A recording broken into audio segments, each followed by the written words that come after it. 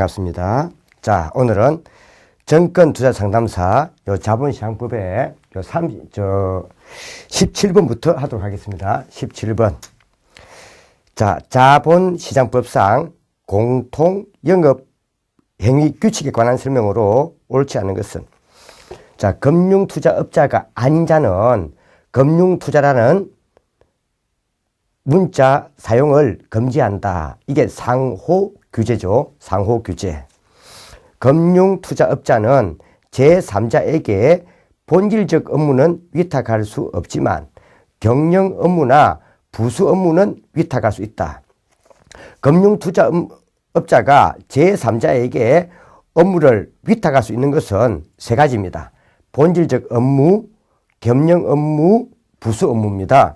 그러나 핵심적 업무는 위탁할 수 없습니다. 그래서 핵심적 업무만 위탁할 수 없습니다.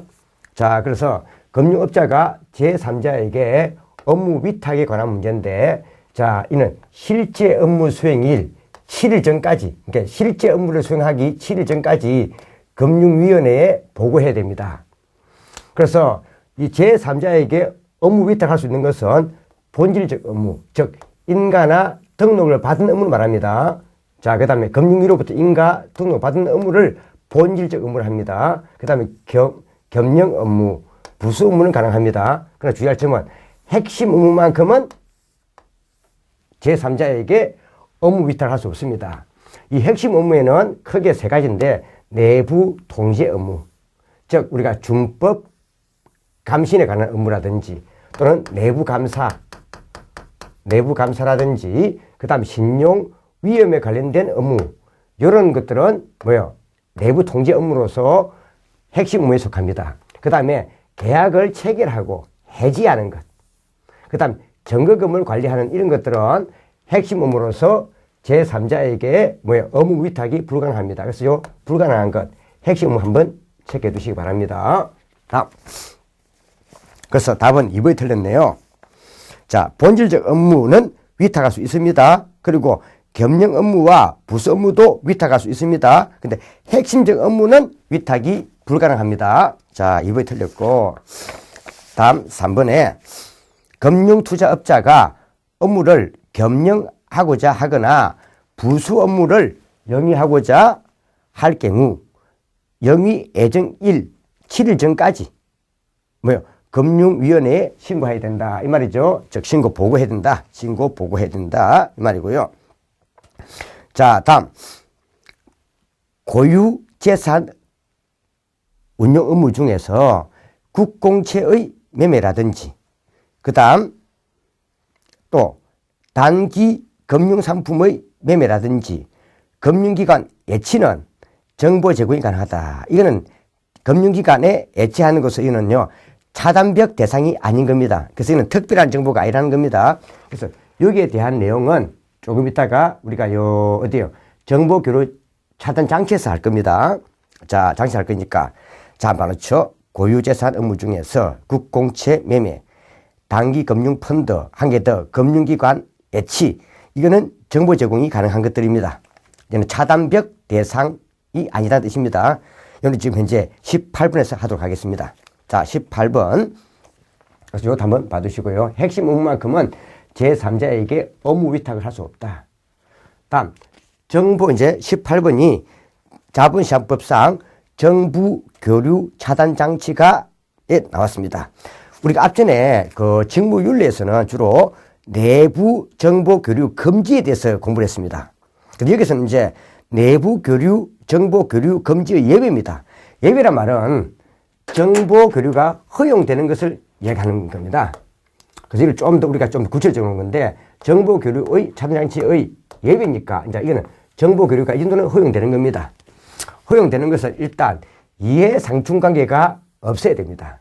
이해상충관계가 제일 없는 게 뭐예요? 부동산 투자 매매업과 투자 중개업의 고유 업무입니다. 고유 업무. 요들의 고유 업무. 업무는 주로 이해상충이 없죠. 매매업의 정보 등을 우리가 받아가지고 중개하는 이런 것들, 고유 업무. 자, 그래서 매매업과 중개업 간에는 이해상충관계가 없다. 그래서 요 매매업과 중개업끼리는 정보 교류가 허용이 됩니다. 그 다음에 특별한 정보가 아닙니다. 뭐 중요한 정보가 아니라는 뜻입니다. 이는 금융기관에 애치한 총예금 이런 것들, 돈이 얼마인가 하는 거, 총금액 이런 것들, 총액. 금융기관에 애치한 이런 것들이 크게 중요한 건 아니죠. 그 다음에 국공채나 단기금융펀드. 단기금융펀드, 이게 앞에 설명했던 우리가 MMF죠. MMF, 단기금융펀드, MMF. 이런 것들은 크게 중요한 정보를 보지 않습니다. 그래서 요 세 가지는 뭐 할 수 있다고요? 자, 이거는 정보 교류 허용되는 겁니다. 그 다음에 또 내부 인사, 사람에 관계된 거죠. 내부 인사. 대표이사라든지, 그 다음 감사라든지, 그 다음 사회이사가 아닌 감사위원회의 위원은 겸직이 가능합니다. 이 사람들은 그게 영업 자체를 하지 않기 때문이죠. 가능합니다. 근데 임직원은 바로 우리가 업무를 보게 돼 임직원은 겸직이 금지됩니다. 임직원은 겸직이 금지됩니다. 이건 한번 봐줘야 됩니다. 임직원은 겸직이 금지된다. 한번 봐두셔야 되겠죠. 자, 그 다음. 만약에 우리가 요 자체에 대해서 우리가 볼 때 이 자체 집합 투자재산, 그 다음 신탁재산, 투자 일임재산에 대한 정보를 우리가 자, 서로 교류할 때는 자, 이러한 내용들의 재산이 2개월 이상이 경과해야 되고, 그 다음에 준법감시인의 사전 승인을 받은 경우에는 정보 교류 허용이 됩니다. 자, 이거 한번 받으시고요. 자, 그래서 이 내부 교류 차단 장치의 예외 정보 교류가 허용되는 이것도 시험 잘 나오니까 한번 체크해 두셔야 됩니다. 자, 그에 대한 내용들은 그 저 18번 밑에 요약을 잘 해놨네요. 해설에. 자, 1. 적용되는 겁니다. 정보 교류 차단 적용되는 거니까 이는 허용되는 경우가 아닌 것이네요. 자, 투자 매매업과 투자 중개업 간의 사무공간의 공동이용. 앞전에 했지만 투자 매매업하고 투자 중개업은 이해상충관계가 없기 때문에 정보 교류가 허용됩니다. 공간 이용도 함께 이용할 수 있다 이 말입니다. 그 다음에 자, 투자 매매업과 집합 투자업 간의 투자자 애탁증권의 총액정보. 자, 애탁한 정권의 총액. 애탁한 정권의 총액은 애치한 금액은 가능합니다. 다음, 자, 준법감시인의 사전 승인을 받았습니다. 받았는데 받은 집합투자재산이에요. 그 다음 집합투자재산과 신탁재산, 투자 일임재산에 대한 정보는 준법감시인의 사전 승인을 받아야 되죠. 받아야 되는데 1개월이 아니라 2개월이 경과해야 됩니다. 2개월 경과. 그 답은 사망이 틀렸습니다. 2개월 경과. 1개월 아니죠. 2개월이 경과해야 된다. 이 말이고요. 그 다음에 투자 매매업과 신탁업 간에 자, 대표이사의 겸직 의무. 대표이사의 겸직 의무 있죠. 대표이사의 겸직 의무. 자, 대표이사나 감사나 사회이사가 아닌 감사위원회 위원은 겸직이 가능합니다. 근데 임직원은 겸직이 안 됩니다. 자, 답은 자, 좀 적용되는 거니까 답은 사망이 되겠습니다. 자, 됐고요. 밑에 한번 요약 한번 봐보시고. 다음. 자, 19번. 자본시장법상 투자 권유 대행인에 관한 설명 중 옳지 않은 것은 우리 앞에 투자 권유 대행인은 우리가 앞에 직무윤리에서 자세히 했습니다. 한 번 더, 이는 복습과정입니다. 복습과정. 그래서 앞에 우리가 투자 권유 대행인은 제일 큰 게 뭐예요? 위험상품인 파생상품. 장내 파생상품이든 장외 파생상품이든 장외 품목입니다. 파생상품에 대해서만큼은 뭘 할 수 없다? 자, 말 그대로 투자 권유를 할 수 없다. 이건 이미 한 거죠. 어디서 했습니까? 직무윤리에서. 자, 그래서 밑에 우리가 해설을 보면 좀 몇 가지 우리가 한번 봐놓죠. 투자 권유 대행인에서 다 좋은데 거기 한번 봐요. 사항.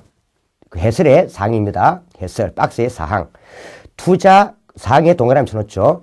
투자 권유 대행인은 대행받은 금융투자업자 명칭과 그 다음에 금지 행위 등을 사전에 고지해야 됩니다.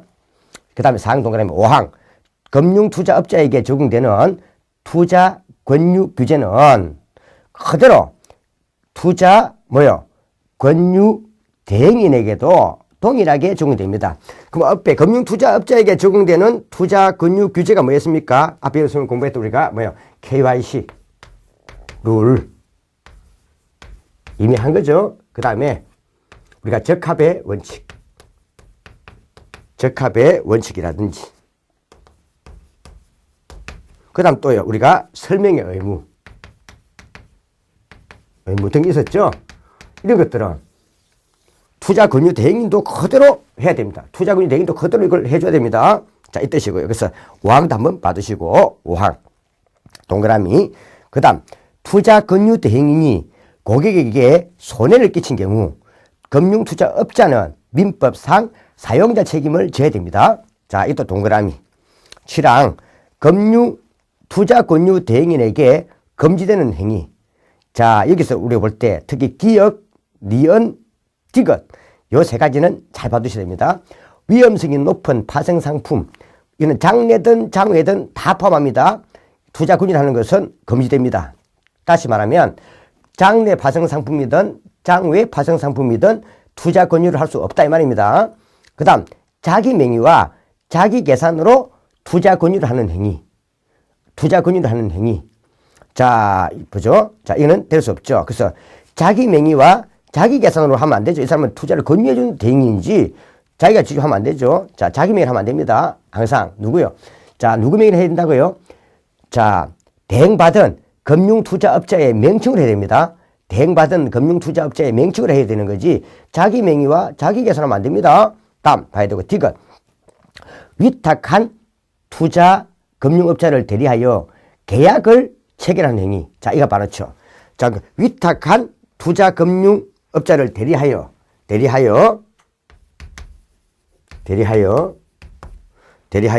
뭐요? 계약을 체결하는 행위입니다. 체결하는 행위. 요거는 하면 안 되죠. 요 사람은 투자를 권유하는 사람이지 계약을 체결하는 사람은 아니죠. 권유. 뭐 계약은 누가 해야 되는 겁니까? 말 그대로 금융투자업자가 계약을 해야 되는 겁니다. 금융투자업자와 뭐요? 고객 사이에 계약하기를 권유를 하는 거지 계약을 체결하면 안 된다는 겁니다. 그럼 이게 어떻게 됩니까? 자, 계약 체결이 바로 매매 이런 거죠. 계약 체결을 뭐예요? 계약 체결을 권유하는 행위는 이게 본업이겠죠. 그래서 계약 자체를 바로 체결하기는 안 되지만은 계약 체결을 권유하는 행위는 본업이니까 가능합니다. 권유하는 게 말도 권유잖아요. 투자 권유. 자, 받으시고 그 다음에 리얼에 둘 이상의 금융투자업자와 투자 권유 위탁 계약을 체결하는 행위. 자, 그 다음에 쭉 한번 보면 되시고 그래서 기억 연티까지 잘 받으시고 자, 요것을 우리가 여기서 하면 더 하지만 실제로 우리가 직무윤리에서 이미 한 겁니다. 한번 복습한다 생각하세요. 연결되어 있기 때문에 19번에 또 이 자본시장법하고 뒤에 또 그대로 우리가 뭐요? 금융위원회 규정도 그대로 연결되어 있어요. 자, 그래서 자본시장법 자체를 좀 더 구체적으로 설명한 게 뭐다? 금융위원회법입니다. 자, 1항 금융투자위원회는 권유대행인에게 파생상품 등에 대한 투자 권유를 위탁할 수 있다. 파생상품에 대해서는 투자 권유를 위탁할 수 없습니다. 왜 없습니까? 권유대행인 자체가 투자 권유대행인이 파생상품에 대해서 투자 권유를 할 수 없기 때문에 투자 권유를 위탁할 수도 없습니다. 답은 1항이 되겠죠. 금융투자업자에게 적용되는 설명 의무, 적합성의 원칙 등 투자 권유 규제는 투자 권유 대행인에게도 동일하게 그대로 적용됩니다. 자, 투자 권유 대행인은 위탁한 금융투자업자를 대리하여 계약을 체결하는 행위를 할 수 없습니다. 자, 이 사람은 투자를 권유하는 사람이지 계약을 체결하는 자가 아닙니다. 자, 업무 위탁을 받은 투자 권유 대행인의 투자 권유 대행 업무 과정에서 고객에게 손해를 끼친 경우 금융투자업자는 민법상 그대로 사용자 책임을 부담해야 됩니다. 그래서 이건 한번 복습까지 한번 봐놓으시고요. 자, 20번 투자 권유 대행인에게 금지되는 행위가 아닌 것 해뒀습니다. 자, 둘 이상의 금융투자업자와 투자 권유 위탁 계약을 체결하는 경우 안 됩니다. 다음, 위탁받은 투자 금융업자를 대리하여 계약 체결을 권유하는 행위입니다. 이게 본 업무죠. 그러니까 계약 체결을 하는 행위는 안 되겠지만은 계약 체결을 권유하는 행위는 이게 본업이기 때문에 가능합니다. 그 답은 금지행위가 이건 아니죠. 답은 2항이 되겠네요. 장내, 장외 파생 상품을에 대해 투자 권유는 금지죠. 여하튼 장내든 장외든 파생 상품에 대해서는 투자 권유할 수 없습니다. 자, 이게 상당히 사망이 상당히 중요한 거죠. 자, 투자 권유 대행 의무를 제3자에게 재위탁하는 행위도 안 되겠죠. 자, 그래서 답은 이거는 2항이 되겠네요. 받으시고. 다음, 21번. 자, 이것도 사실은 21번 이것도 우리가 직무윤리와 연계되는 내용이기 때문에 좀 주요 내용만 보시면 되겠습니다. 자, 투자 매매업자 및 투자 중개업자에 관한 설명으로 옳은 것은 영업행위 규제입니다. 동일한 매매 계약에서 자신이 본인이 됨과 동시에 상대방의 투자 중개업자가 될 수 있다. 아니죠. 이는 자기 계약의 금지입니다. 자기 계약의 금지 때문에 이건 될 수 없죠. 자기 계약의 금지. 1항은 자기 계약의 금지죠. 자기 계약의 금지. 이는 이미 직무유예 산 거죠. 자, 될 수 없다. 자, 자신이 본인과 동도 상대방의 중개업자인 자기 계약이죠. 자, 그 다음에 상품의 조사 분석 자료를 공포한 후, 자, 24시간, 24시간 경과 시점에는 자기 계산으로 매매할 수가 있습니다. 자, 그럼 이는 24시간, 24시간 경과 이내에는 할 수 없습니다. 그럼 이거는 이 2항은 자, 몇 시간요? 자, 조사 분석 자료를 공포한 후, 조사 분석 자료를 공포한 후 24시간. 자, 뭐요? 경과. 뭐에는, 자, 뭐요? 시점에는, 경과 시점부터. 경과 시점. 자, 후에는, 뭐가 자기 계산으로 매매할 수 있다. 자기 계산 매매를 할 수 있는 거고. 경과, 뭐요? 시점, 경과, 24시간 경과 이내는, 24시간 이내에는 자기 계산으로 매매할 수가 없다. 이래야 되죠. 자, 이거 한번 봐두셔야 되죠. 이미 우리 앞에 한 거니까 한번 보시면 되고. 자, 근데 이것도 뭐요? 24시간 경과 시점에는 자기 계산으로 매매할 수 있다 해야 되겠죠. 자, 다음. 24시간 이내는 안 되겠지만, 조사 분석 자료의 작성 담당자에게 기업 금융 업무와 연계된 성과 보수를 지급할 수 없죠. 앞에는 성과 보수 지급할 수 없다 했습니다. 없다. 보험회사가 투자성이 있는 보험계약을 체결한 경우 적합의 원칙과 설명 의무가 적용된다. 자, 밑에 한번 그 사항에 한번 해설해 보세요. 자, 한번 읽어봐 볼게요. 은행 또는 보험회사가 투자성이 있는 예금 또는 보험계약을 체결한 경우 인가를 받은 것으로 간주하여, 이건 회사니까. 회사는 뭐죠? 인가죠. 인가를 받은 것으로 간주합니다. 인가를 받은 것은 받을 필요는 없지만은 인가를 받은 것으로 간주하여 금융투자업자에 대한 규제가 그대로 적용됩니다. 이 경우 적용되는 규제는 투자 권유 규칙과 관련된 적합의 원칙, 그 다음에 설명 의무, 그 다음 부당 권유 금지, 그 다음에 직무 관련 정보의 이용 금지, 요거는 이런 것들은 그대로 적용됩니다. 한번 봐놓죠. 근데 앞에 얘기했지만 이는 인가를 받은 것으로 간주하는 겁니다.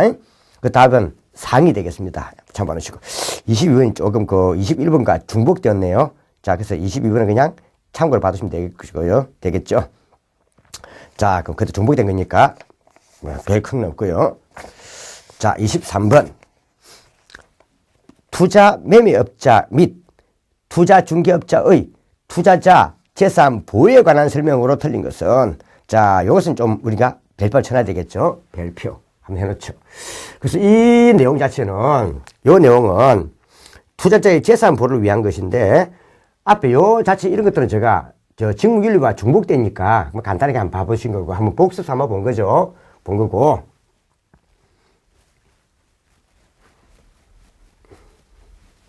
자, 23번. 이거는 좀 중요합니다. 자, 이거는 투자자 재산 보호를 위해 들어가는 건데, 이게 투자자 애탁금 및 투자자 애탁 증권의 애탁입니다. 투자자 애탁금.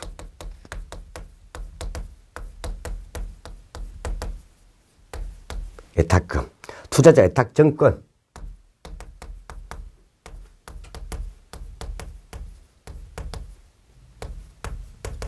증권의 예탁. 이 내용이 투자자 재산 보유에 관계된 겁니다. 관계된 건데, 도입 목적 해놨습니다. 박스 보이죠? 박스. 도입 목적은 금융 투자업자의 파산 등에 대비하여 투자자의 재산을 보호하기 위한 제도다 있습니다. 이런 그냥 참 보면 되겠고요. 시험은 관계없겠죠. 정답과는 이 예치기간이 있습니다. 예치기간. 자, 예치기간 한번 봐놓죠. 예치기간. 예치기간. 보면서, 반은 암기를 이해도 중요하고 암기를 하세요. 자, 예치금융투자업자는 고유재산과 분리하여 정권금융에 예치신탁해야 된다. 고유재산, 자신의 자산과 고유재산과 재산과 재산과 분리를 해가지고 분리를 해서 어디에? 정권금융에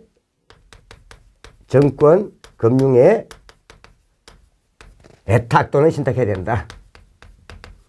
또는 신탁해야 된다. 이 말이죠. 큰 건 아니고요. 그러니까 예치금융투자업자의 자산하고 요 투자자 예탁금 등을 분리해가지고 정권금융에 예탁 신탁하라 이 말이죠. 당연한 말이죠. 다음, 자, 금융투자업자는 금융 투자업자가 있습니다. 업자. 대부분 금융투자업자는 주로 보통 우리가 금융기관 많아요. 금융기관이 많습니다. 대부분 금융기관입니다.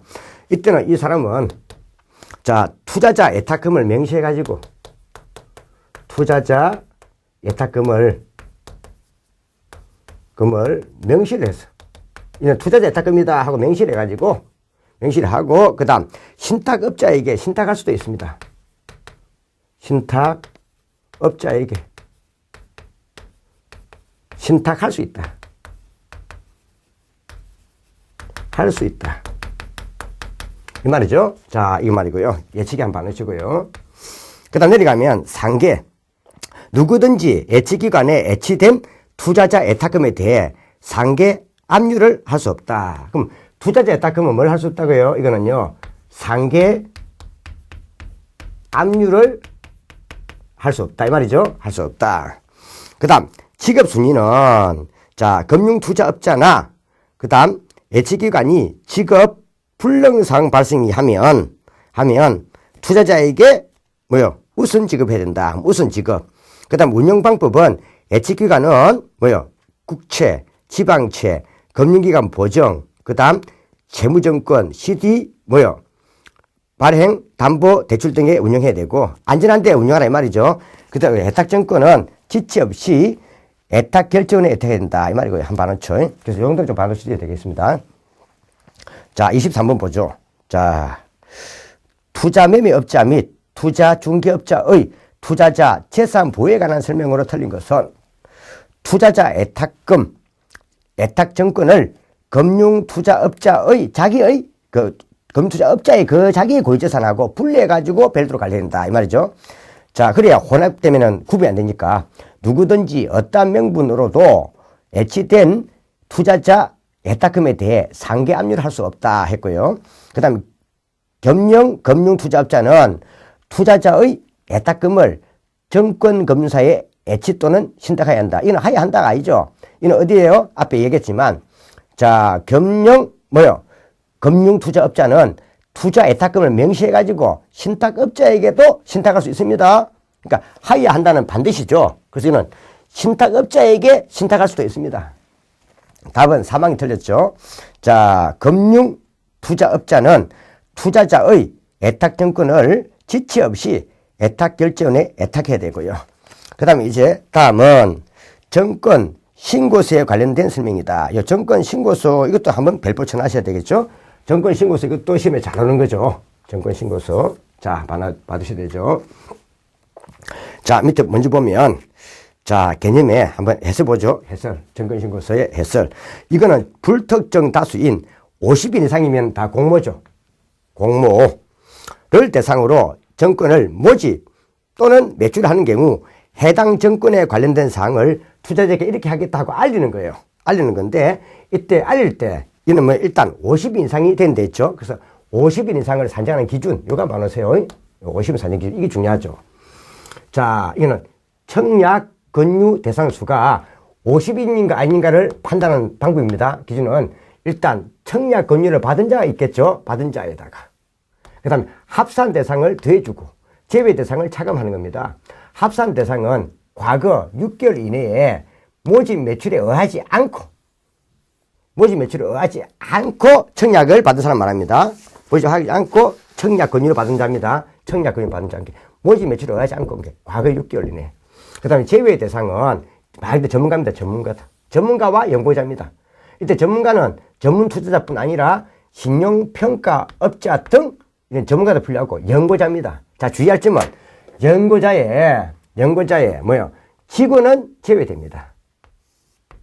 직원은 제외된단 말은 직원은 뭐 한다고요? 제외 대상이 아니다는 뜻입니다. 직원은 연구자가 아닙니다. 직원은 연구자를 보지 않습니다.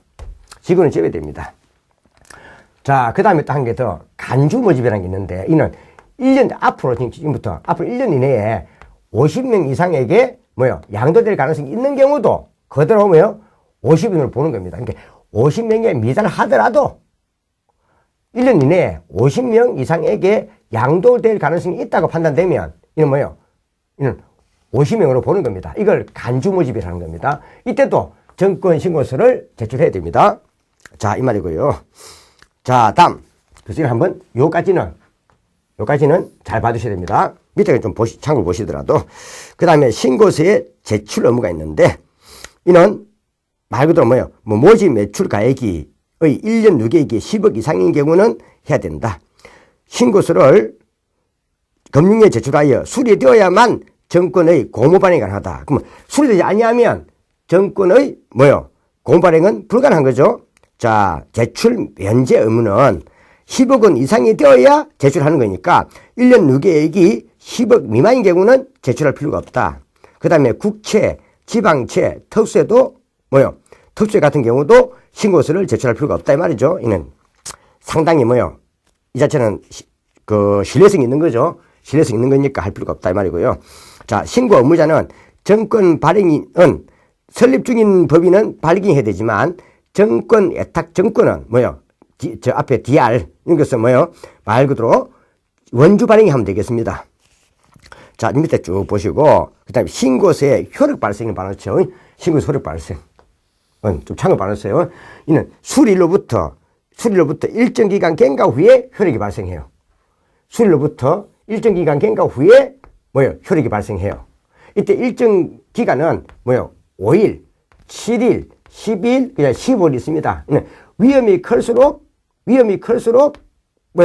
효력 발생 기간이 더 길어집니다. 위험이 클수록 효력 발생 기간이 더 커진다 보면 되겠습니다. 그 다음에 신고서의 효력 발생 이전에는 청약 승낙을 할 수 없습니다. 자, 이전에 신고서의 효력 발생 이전에는 발행인이 청약의 승낙을 할 수 없다. 이 말은 거래가 제한됩니다. 자, 밑에 한번 받으시고 인도 보면 되겠네요. 자, 밑에 한번 읽어보시면 되겠습니다. 자, 한번 보죠. 자, 24번. 다음은 정권 신고서에 관한 설명이다. 옳지 않은 것은 모집이란 일정한 방법에 따라 산정된 50인 이상의 투자자에게 새로 발행되는 정권 취득의 청약을 권유하는 행위를 말한다. 이건 그대로 지금 이랬으면 한 거죠. 앞에 유가정권 시장에도 한 거고요. 다음 50인을 산정할 때 청약 권유 이전 6개월 이내에 해당 정권과 동종의 정권에 대해 모집이나 매출에 의하여 청약의 권유를 받은 자는 합산 대상이다. 모집이나 청약에 의하여가 아니고 모집이나 매출에 의하지 않고 청약의 권유를 받은 자죠. 그 답은 2항이 틀렸죠. 자, 청약 권유를 받은 자의 수가 50인 미만이더라도 해당 정권이 발행일로부터 1년 이내에 50인 이상의 자에게 양도될 수 있는 전매 기준에 해당되면 모집으로 간주한다. 이게 앞에 간주 모집이죠. 간주 모집. 간주 모집 봐야 되고. 다음, 정권 신고서의 자, 사항. 효력 발생 이전에는 그 정권의 매수 청약 또는 매도 청약이 있더라도 청약의 발행인은 그 청약의 성락을 할 수 없다. 그렇죠? 자, 됐고요. 효력 발생이 기한이 지나가야 됩니다. 자, 되고요. 다음. 그래서 24번 이것도 한번 정권 신고서에 관계된 이것도 한번 봐두시면 되겠습니다. 크게 어려운 건 아니고 법에 대한 법규 내용이니까 법규 내용은 조금 봐두셔야 되겠습니다. 자, 25번. 정권의 공모에서 청약 권유 대상자 수를 산정할 때 제외되는 것은 자, 국가, 한국은행 등 전문 투자자. 이 전문 투자자는 당연하게 제외됩니다.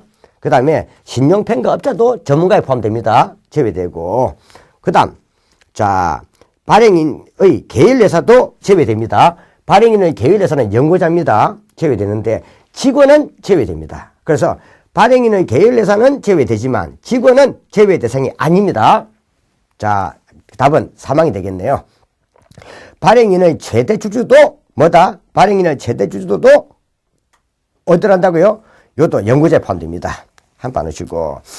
자, 그 답은 사망이 되겠고. 26번. 기업의 인수합병과 관련된 공개매수입니다. 26번에 공개매수 나왔죠. 자, 한번 그 해설 한번 봐보죠. 넘겼어. 자, 공개매수에서 주요사항 몇 가지 한번 봐놓죠. 공개매수에서 주요사항 몇 가지 한번 봐두시도록 하겠습니다. 그리고 공개매수에서도 좀 별표를 해놓으시고 정리해야 되겠죠. 공개매수. 별표 해놓고 보셔야 되겠죠. 자, 공개매수. 매수 볼일인데, 공개매수는 이거는 정권시장 밖에서 하는 겁니다. 정권시장 밖. 정권시장 밖이니까, 이는 뭘 말한다고 하면요, 장내시장이 아니라는 겁니다. 이는 장외시장입니다. 장외시장에 관계된 겁니다. 자, 과거 6개월간 10인 이상으로부터 자, 주식 등의 매수, 교환 등의 방법으로 자, 그러니까 과거 6개월간 10인 이상으로부터 총 수의 5% 이상을 보유하게 되는 경우입니다. 5% 이상 보유하게 된 경우. 자, 그럼 이것은 뭘 의미하는 겁니까? 자, 과거 6개월간 어부터 10인 이상. 어디서? 장외시장에서. 이상을 이상과 주식을 우리가 거래를 했습니다. 그와 매수, 이상과 거래를 했습니다. 해가지고 결론은 총수의 5% 이상을 보유하게 되는 경우입니다. 주식 발행 총수의 5% 이상 보유하게 된 경우입니다. 이때는 공개매수를 해야 된다는 뜻입니다. 자, 근데 이때 요 공개매수에 당연하게 뭐가 되는 것은요. 자, 대상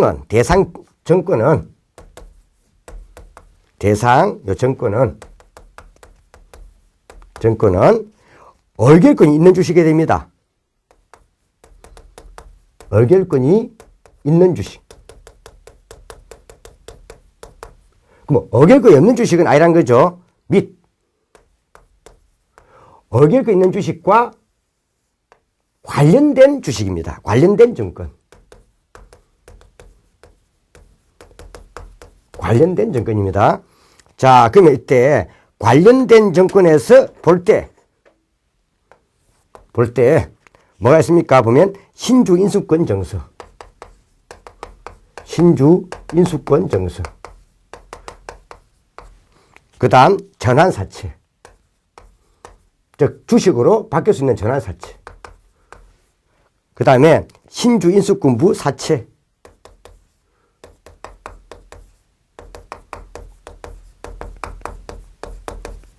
한 개 더. 타사가 가지고 있는 사채와 교환할 수 있는 것. 이게 교환사채. 자, 이런 것들은 얼결권 주식과 관련된 정권입니다. 근데 제외 정권은 뭐 채무증권, 채무증권은 의결권이 없죠.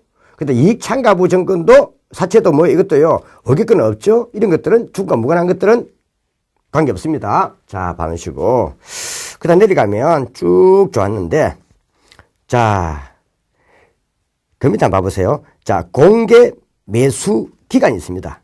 자, 그 사망 3번 좀 잘 봐주셔야 되겠죠. 3번.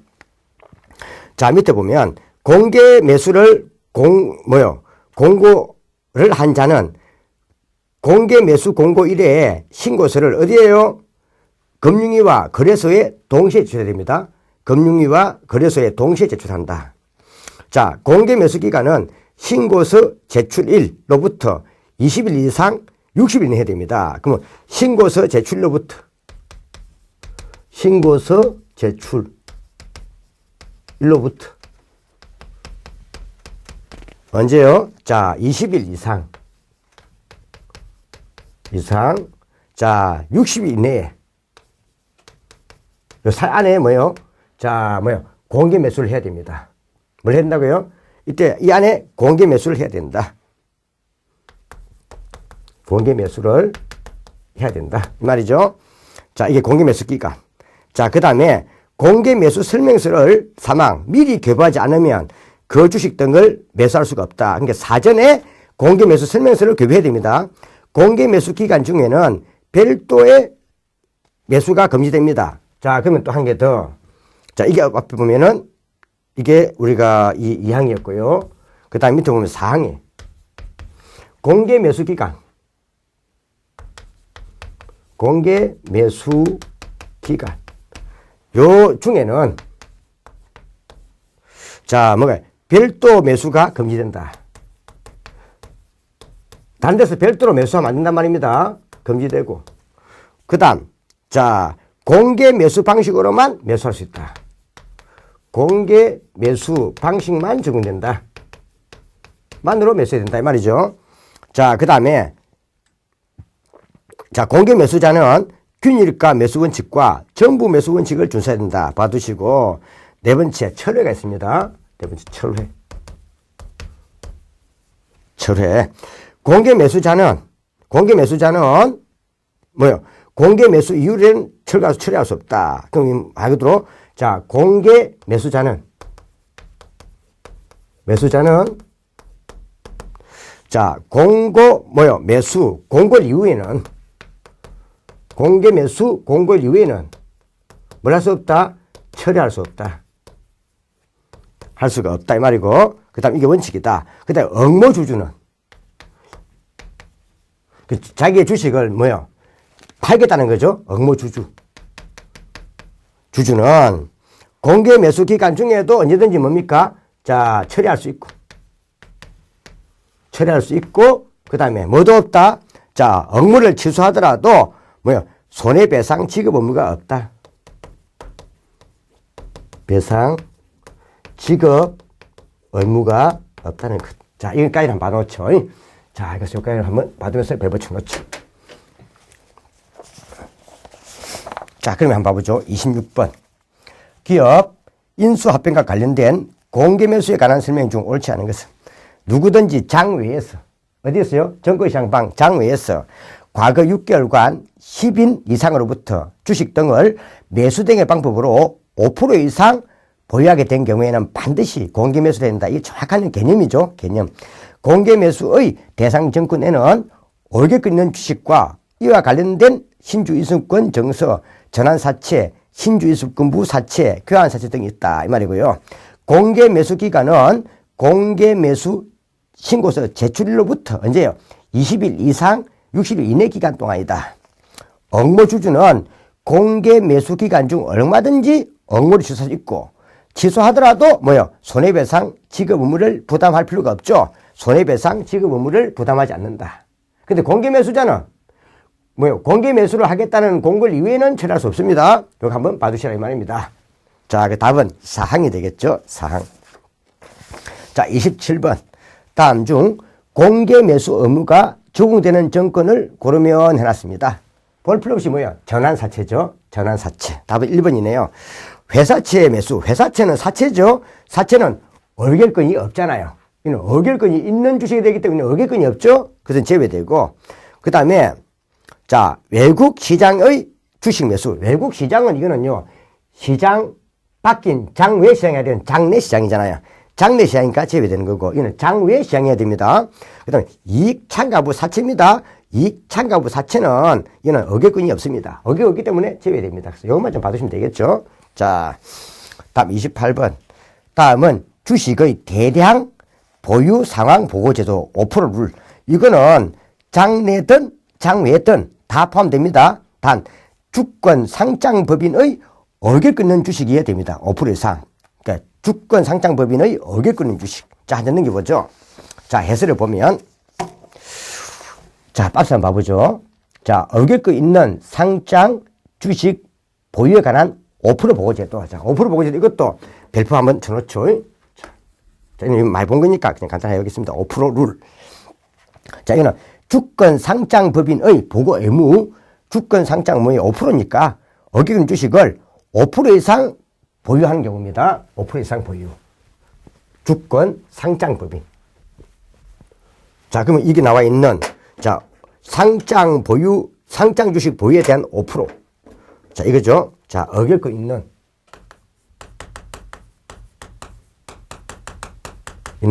뭐야? 상장 주식 뭐요? 보유에 대한 뭐요? 5% 보고제도. 5% 보고제도. 자, 여기서 우리가 뭐요? 보고 의무. 보고 의무는 일단 뭐다? 주권 상장 법인의 의결 끊는 주셔야 된다. 주권 상장 법인입니다. 주권 상장 법인입니다. 자, 뭐요? 의결권 있는 주식입니다.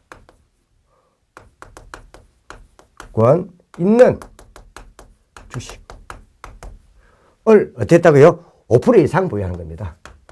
5% 이상 보유 하게 된 경우입니다. 그래서 이거는 보금 이거는 장내에서 지정했던 장외든 불문입니다. 장내, 장외 모두 다 포함됩니다. 장내, 장외 다 포함됩니다. 자, 다음 밑에 보면, 자, 최초로 5%를 보유하게 된 경우, 5% 이상 보유자의 지분율이 1% 이상 변동한 경우도 다 됩니다. 5% 이상 보유한 자는 다 관계됩니다. 뭐 변경이 되든 감소하든 다 됩니다. 자, 물론 여기는 뭐 한다고요? 본인과 특별 관계자를 합하여 5% 이상입니다. 본인뿐 아니라 자신의 뭐요? 자, 특별 관계자도 포함됩니다. 자, 그러니까 보고 의무자. 자, 플러스 이 사람이 뭐예요? 특별 관계자를 포함합니다. 관계자의 주식을 합쳐가지고 뭐요? 하여튼 5% 이상을 보유했다가 변경 감소 다 포함됩니다. 했다가 뭐요? 이걸요 우리가 이게 변경 되는 경우도 뭐요? 보호해야 됩니다. 즉 증가 감소가 다 포함된다 이 말입니다. 여하튼 한번 딱 되면, 자, 그 다음 밑에 보면 그 보고 기준이 나왔는데, 보고 기일부터 5월 이내에 보고하는 게 원칙입니다. 이쪽 봐놓죠. 보고 기한. 보고 기한이 나왔는데, 이는 사후 보고입니다. 사후 보고인데, 자, 보고 기준 일로부터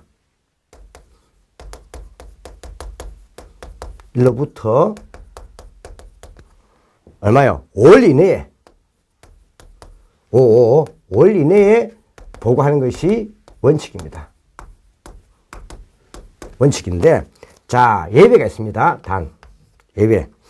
자, 보유 목적이 경영 참가 목적이 아닙니다. 경영 참가 목적이 아니거나, 그 다음 일정한 전문 투자자의 경우,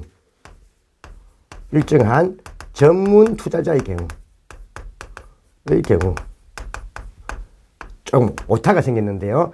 요 경우는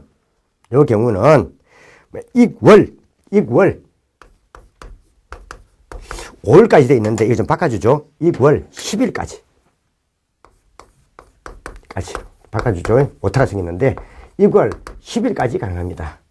5일이 아니라 2월 다음 달 10일까지 가능합니다. 원래 5일 이내에 보관하는 게 원칙 맞습니다. 근데 이게 보유 목적이 경영 참관 목적도 아닐 뿐더러 일정한 요건을 갖춘 전문 투자의 경우에는 다음 달 10일까지 가능하다 이 말입니다. 자, 이거 한번 봐주시고요. 그래서 다 5 나가는데 10일이니까 한번 체크해 주셔야 됩니다. 자, 그 다음에 보고 기준 나왔는데 한 개 많았죠. 자, 누구는요.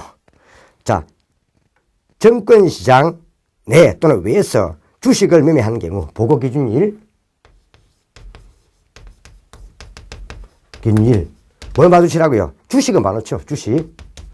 장이든 장이든 주식 같은 경우는 계약 체결일이라는 거. 계약 체결일이 기준이라는 거. 일이 기준이라는 거 봐놔야 됩니다. 계약 체결일. 그 다음 비상장 주식이 상장되는 것은 상장일. 유상증자로 배정되는 신주를 취득하는 경우는 주급 납입일의 다음 날. 상속은 확정된 날. 정년은 재산을 인도하는 날. 합병은 합병일 이 말이죠. 그 다음에 냉각기간. 경영 참가 목적으로 보관하는 자는 보고일부터 5일까지의 냉각기간을 둔다. 5일. 또 5죠. 5일까지. 냉각기간 중에는 발행인의 주식을 추가로 취득할 수도 없고 보유 주식에 대한 어객권 행사할 수도 없습니다. 냉각기간을 위반하여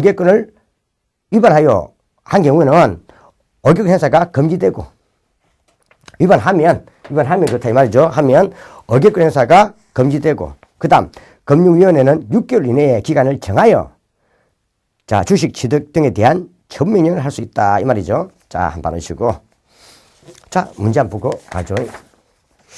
26번 5% 룰 틀린 것은 보고 의무자는 주권상장 법인의 어객권 있는 주식을 5% 이상 새로 보유하게 된 자는 자 또는 보유하고 있는 자이다. 주권상장 법인의 어객권 주식입니다.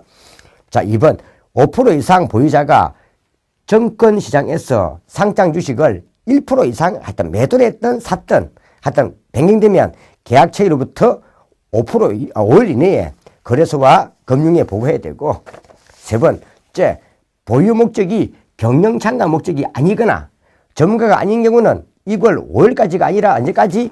2월 10일까지. 좀 수정해 주라 했죠? 2월 10일까지. 그 답은 사망이 틀렸고요. 보고일로부터 5일까지의 냉각기간 중에는 발행인의 주식을 추가로 취득할 수 없다. 그죠? 자, 29번 그대로 주식 대량 보유 상황 제도 5%를 그대로입니다. 틀린 것은 보고 의무자가 증권시장 외에서 증권시장 외든 증권시장 내든 여하튼 주식을 거래하는 경우 보고 기준은 언제다? 거래 결제일이 아니라 계약 체결일입니다. 계약 체결일. 1번이 틀렸죠? 5% 이상 보유자의 주식 보유 비율이 1% 이상 변경해도 보고해야 되고 그 다음 보고는 변동은 증가나 감소.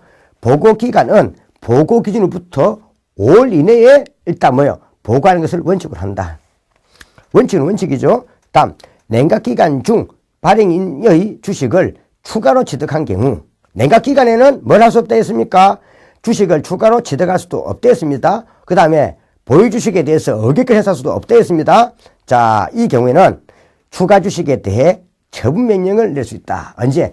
6개월 이내 기간을 정해가지고 할 수 있다. 그죠? 누가 금융위원회에서 이 말이죠. 자, 여기까지 해서 이제 자본시장법 자체를 쭉 한번 정리해 봤습니다. 다음 시간부터는 금융위원회 규정인데 이 시간은 제가 좀 시간상 자본법 자체, 시장법 자체는 좀 잘 봐야 두셔야 됩니다. 연결되기 때문에 시간상 제가 좀 많이 했네요. 자, 이 시간도 31강도 하시느라고 수고 많았습니다. 다음 시간부터는 2장 금융위원회 규정부터 시작하도록 하겠습니다. 수고하셨습니다.